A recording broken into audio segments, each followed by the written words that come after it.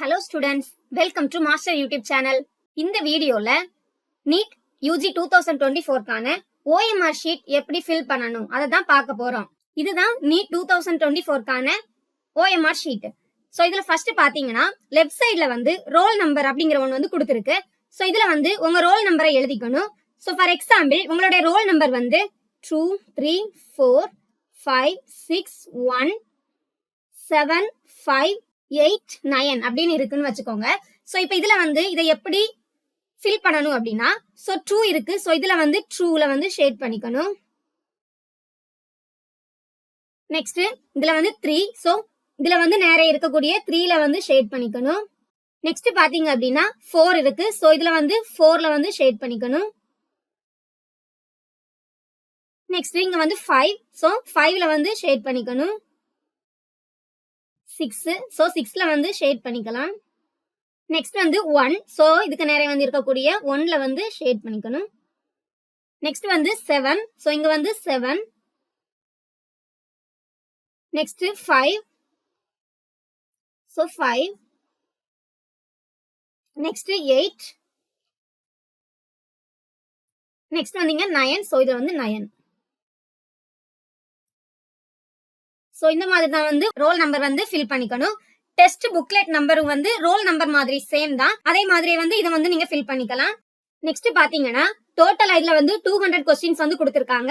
இதுல வந்து நீங்க வந்து 180 கொஸ்டின்ஸ் வந்து அட்டென்ட் பண்ற மாதிரி இருக்கும். ஒவ்வொரு கொஸ்டின்ஸ்க்குமே வந்து 4 மார்க் கொடுப்பாங்க.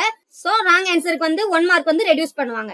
ஓகே, ஃபர்ஸ்ட் இதுல வந்து எந்த மாதிரி எல்லாம் வந்து ஷேட் பண்ண கூடாது அப்படிங்கறத வந்து ஃபர்ஸ்ட் பார்க்கலாம். இப்போ வந்து இதுல வந்து ரவுண்டுக்குள்ள வந்து ஒரு டிக் பண்றது இது வந்து பண்ணக்கூடாது. வேற வந்து இந்த மாதிரி பண்றது இதெல்லாமே வந்து ராங் மெத்தட்ஸ்.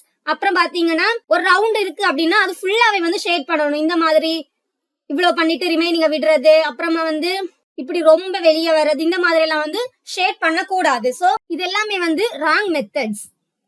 நெக்ஸ்ட் பாத்தீங்கன்னா வந்து இப்போ உங்களுக்கு ஃபர்ஸ்ட் வந்து ஆப்ஷன் 1 வந்து கரெக்ட் ஆன்சர்னு தோணுது. சோ நீங்க அதை வந்து சூஸ் பண்ணிட்டீங்க, ஷேட் பண்ணிட்டீங்க.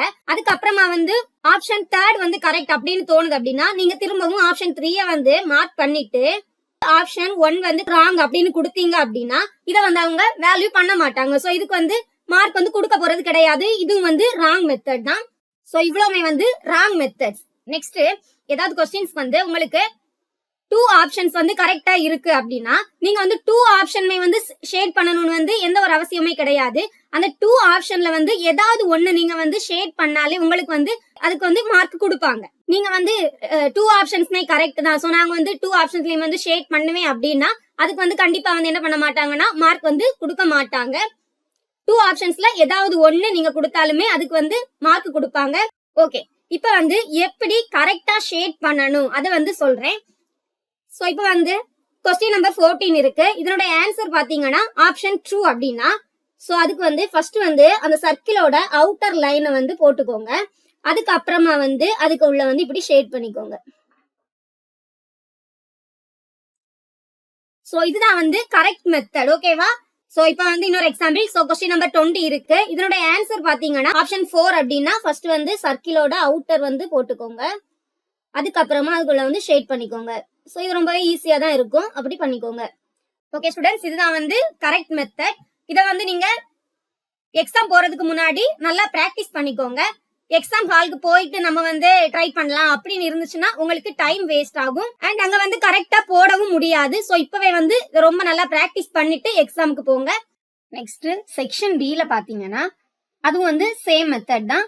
சோ இதுல வந்து 15 கொஸ்டின்ஸ் இருக்கு ஒவ்வொரு சப்ஜெக்ட்டுக்குமே. அதுல வந்து எனி 10 வந்து அட்டென்ட் பண்ணா போதும். ஷேட் பண்றது வந்து செக்ஷன் A ல எப்படி பண்ணோமோ அதே மாதிரி தான் செக்ஷன் B ல வந்து ஷேட் பண்ணணும். நெக்ஸ்ட் லெஃப்ட் சைடுல பாத்தீங்க அப்படின்னா ஆன்சர் ஷீட் நம்பர் கொடுத்திருக்காங்க.